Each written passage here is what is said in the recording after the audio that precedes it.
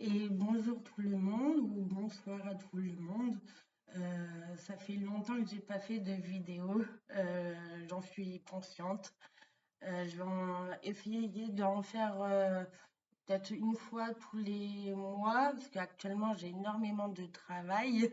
Donc j'essaye de donner du temps à tous mes projets, à toutes les activités qui me passionnent. Et surtout avec cette période estivale qui commence, des fois c'est pas trop facile de trouver le temps nécessaire de faire une vidéo. Il faut être aussi, quand on fait ce genre de vidéo un peu spirituelle, et un peu métaphysique, je pense. Il faut être centré sur soi-même et il faut être dans un bon état pour le faire. Bon, des fois, l'état, il arrive quand on commence à parler, à dialoguer avec soi-même et avec les autres. Et donc, du coup, des fois, ben, c'est les bons moments qui arrivent ou pas. Donc, on teste plusieurs choses. C'est que le début de ma chaîne. Et donc, du coup, on essaye de voir différentes méthodes. En plus, là, je tourne au jour de la nouvelle lune en Gémeaux. C'est assez drôle parce que la nouvelle lune en Gémeaux, du coup, c'est les périodes propices au dialogue, à l'enseignement, aux réseaux sociaux aussi, à tout ce qui est divulgation d'informations. Donc, c'est pas pour rien en vrai. Donc, les nouvelles lunes, bon, la plupart des gens ils doivent le savoir, c'est quand même un nouveau cycle lunaire, les nouveaux départs. D'ailleurs, ce que j'avais remarqué, généralement, les périodes de nouvelle lune, généralement, il y a les gens qui viennent de la Terre, les gens de matière, en fait, ils sont très sensibles au début dans les pleines lunes, en fait. Et en fait, les gens ont soit un ancrage céleste ou soit un ancrage terrestre. Et du coup, les gens qui ont un ancrage céleste, ils sont plus influencés, malheureusement, par les cycles de la nouvelle lune. Et les gens plus de matière sont plus influencés par les cycles de pleine lune, du coup.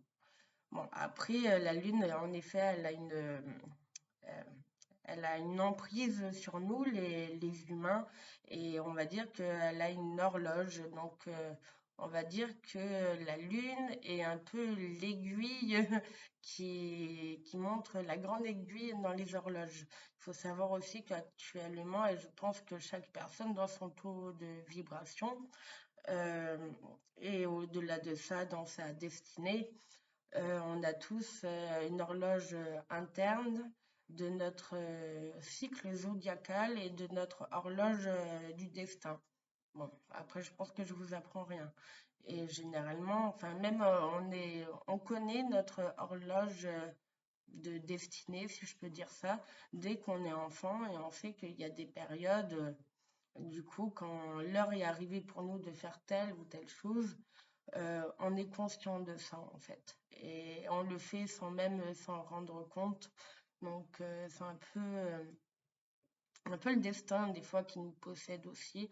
Donc il faut qu'on arrive à reposséder notre destin, à équilibrer plus ou moins la balance en fait.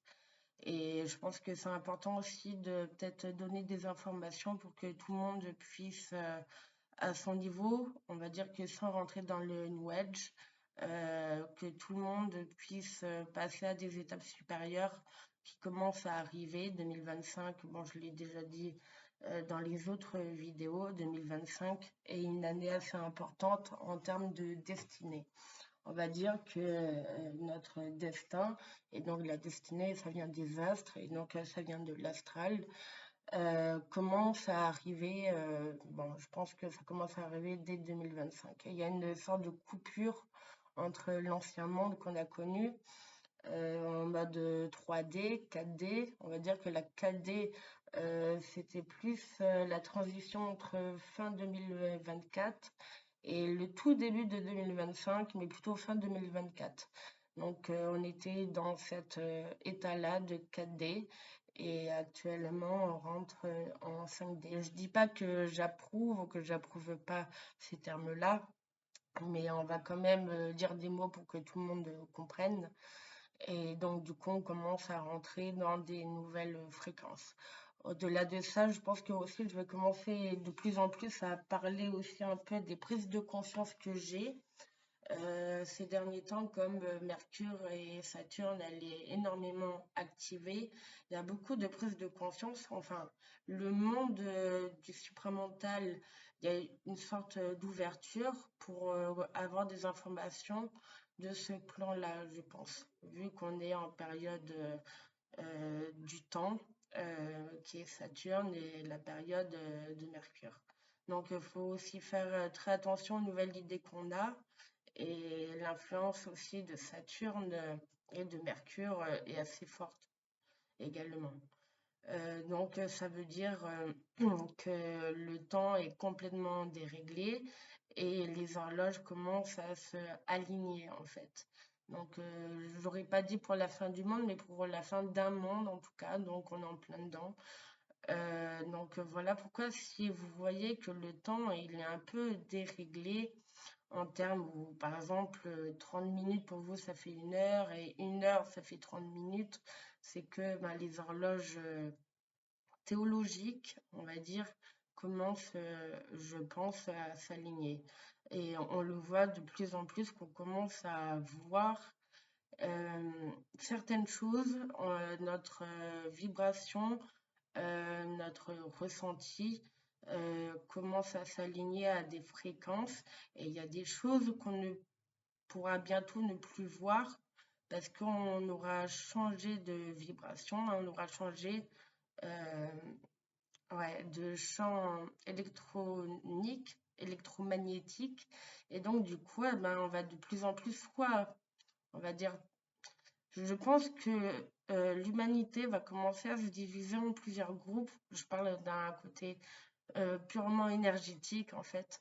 Donc je pense qu'il y a des gens qui vont, j'aime pas dire monter en vibration, mais qui vont accéder à un champ horizontal de conscience qui va être beaucoup plus proche euh, des entités, des esprits.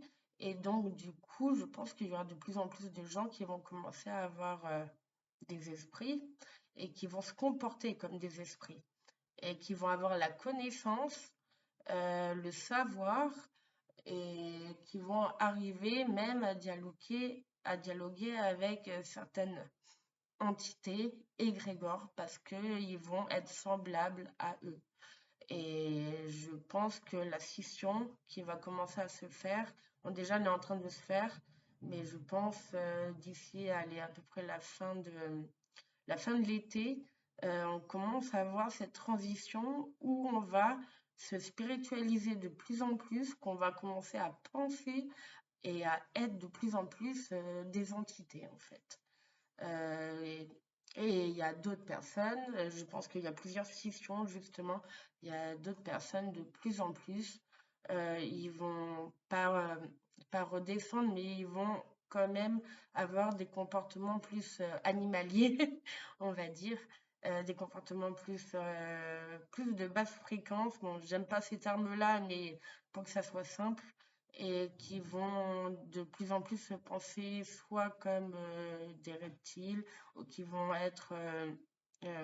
suivre leur pulsion de plus en plus. Bah, après, il y a des cas qui sont aussi des cas entre les deux où on est encore des êtres humains mais qu'on est encore assez bien possédé, on va dire, par des énergies, par des égrégores, par des émotions, des formes de pensée que nous-mêmes nous créons. Donc voilà, il faut faire attention à tout ça, mais je pense que là qu'on commence à passer par des lignes temporelles de plus en plus et je pense qu'on va être de moins en moins capable de voir certaines personnes, certaines choses qui vont être un peu plus ancrées dans la matière, vu que certaines personnes vont être de plus en plus astralisées. Et je pense que c'est un phénomène assez normal.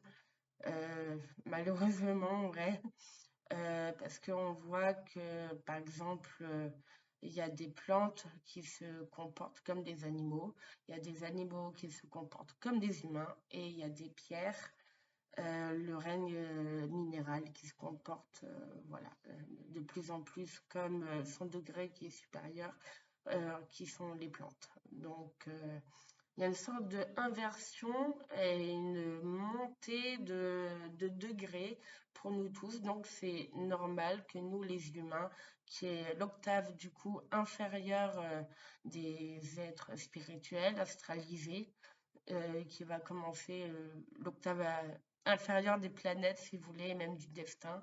Donc, nous, on est en train de se astraliser de plus en plus, je pense.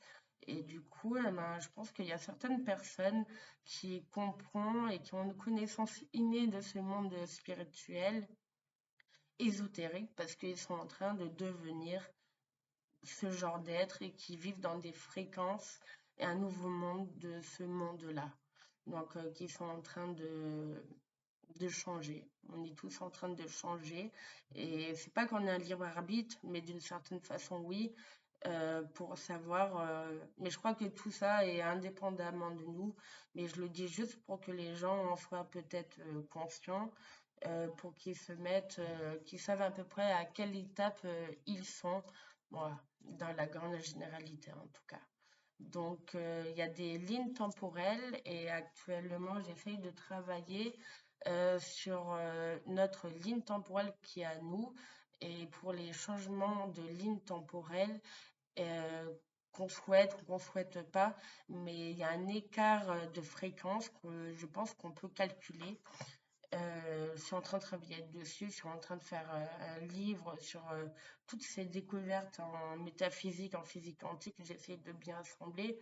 Et donc, du coup, je pense que dans un futur, on pourrait faire des calculs, des opérations mathématiques, de physique, au niveau énergétique, vibratoire, pour voir comment on peut calculer les écarts de fréquence qu'on a d'une ligne temporelle à une autre. Bon, c'est un peu compliqué, en effet, mais je pense que ça se compte à peu près en hertz.